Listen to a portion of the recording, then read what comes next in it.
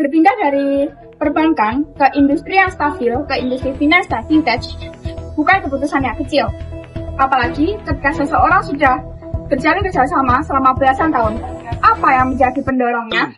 Di balik jabatan dan pencapaian, ada tekanan target, dinamika, kepemimpinan, dan tantangan sebagai perempuan di industri yang didominasi laki-laki. Dan dengan dominasi laki-laki, bagaimana Ibu Sita menanggapi hal tersebut? Mari kita simak. Di dalam dunia kerja, memungkinkan sekali banyak orang yang sangat stres akan mental health mereka dikarenakan tantangan di dunia kerja.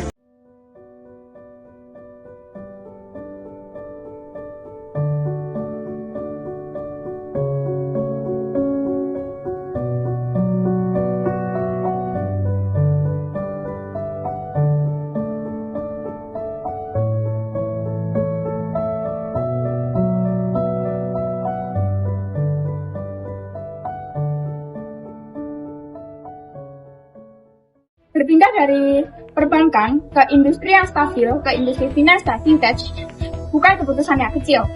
Apalagi ketika seseorang sudah berjalin kerjasama selama belasan tahun. Apa yang menjadi pendorongnya? Di balik jabatan dan pencapaian, ada tekanan target, dinamika, kepemimpinan, dan tantangan sebagai perempuan di industri yang didominasi laki-laki. Dan dengan dominasi laki-laki, bagaimana Ibu Sita menanggapi hal tersebut? Mari kita simak. Tekanan sosial yang paling sering Ibu rasakan saat memegang pembiayaan SME.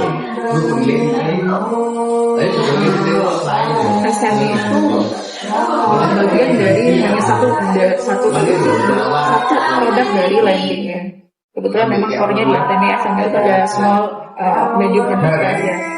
Kalau di kami itu SME itu di atas 500 sampai 10 miliar. Jadi kita fokusnya di situ. Tekanan apa sih sebenarnya? Kalau bilang tekanan itu lebih ke satu kompetitor ya.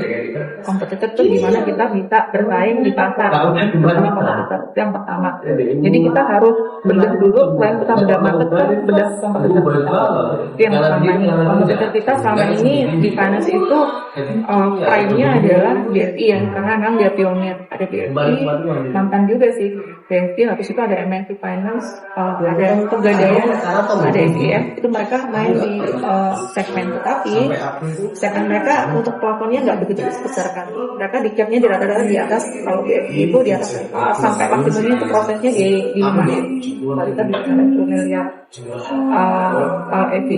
Pegadaian itu nggak sampai 5M lah ya. Jadi kita bisa lihat potensi nih. Jadi yang nggak bisa mereka makan kita bisa ngambil. Itu yang pertama. Jadi challenge-nya adalah yang kedua adalah finance itu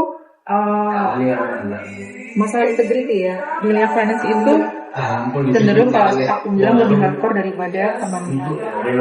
Dibilang lebih hardcore ya. Nah, karena finance itu bermain di segmen middle high risk. Middle high risk itu adalah satu, kita bisa memproses yang tidak bisa perbankan proses. Salah satunya adalah mereka ada konsep BI tinggi. Betul. Ada segmen, misalkan kalau bank saja yang bankable aja, tidak ada konsep di BI tinggi. Kalau kita akan itu adalah bisa memproses di middle high risk, yang mana salah satunya adalah ada konsep di BI tinggi. Misalkan telat waktu macet, kita bisa proses. Nah, BI tinggi ini kan relate-nya apa? Kalau orang nggak ditagih bulat apa karakter. Jadi challenge-nya adalah di situ segmen itu sendiri. Jadi otomatis apa kita trade off-nya apa? Kita mainnya di mana? Di manajemen. Mitigasi resiko kita misalkan ya betul. Misalkan nih Pak, konkretnya aja Pak, misalkan perbankan itu tidak memperlakukan atau LTV atau loan to value. Misalkan loan to value itu contohnya apa ya? Maksimum kita bisa kasih pembiayaan dari nilai kolateral atau jaminan. Misalkan kita punya jaminan, ada pengajuan jaminnya 1M.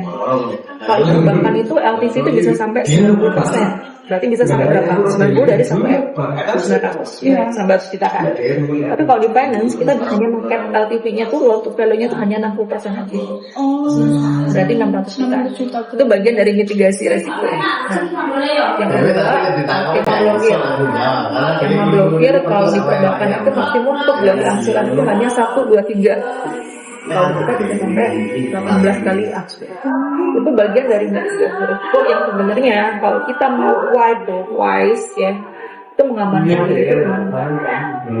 Itu jadi kita nih kesulitan nih. Kenapa nih Pak? Bulat ya. Kalau kita nggak ada dana cadangan deposit angsuran selesai, kita kena roll, kita juga kena report kita atau portfolio pembiayaan kita kan waktu sama dia dibukakan blokir, dia BI checkingnya tetap bagus, kita portfolio-nya tetap. Itu jadi manajemen risiko. Itu salah dua lah ya. Aku berusaha pakai bahasa yang bisa dipahami ini ya. Kalau misalkan nggak paham ngomong aja ya. Ngomong aja. Akbar paham nggak? Terus culture shock-nya tante dari perbankan ke finance dan fintech ini. Finance ya. Di perbankan kita tuh jual produk, semua produk ya. Tadi kan aku bilang funding itu menghimpun dana, cari nasabah yang dia mau nabung ke kita.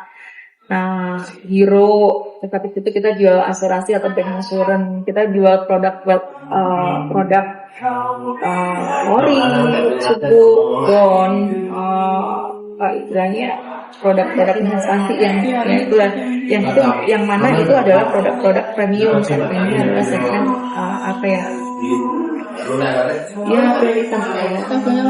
Tuh, kita dituntut di dalam penampilan. Ketika di perbankan aku nyalon 2 minggu sekali loh. Ya, beneran kita itu dituntut ya. Gimana?